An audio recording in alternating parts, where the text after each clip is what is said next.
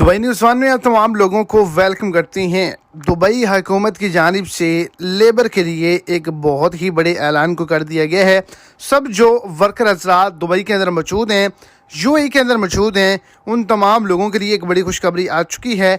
8,000 दिरहम के हवाले से एक बहुत ही बड़ी खुशखबरी सुनाई गई है।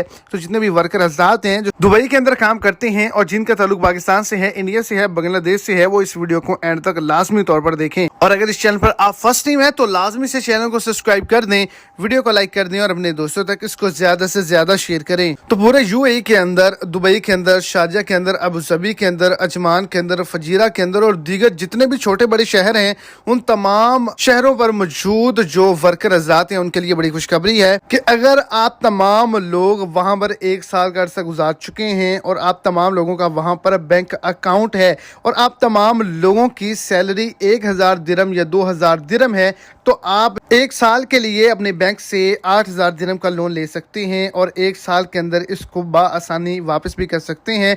किसी भी किस्म का आपने इजाफी पैसे नहीं देने। ये दुबई हुकूमत की जानिब से एक बड़ा ऐलान किया गया है।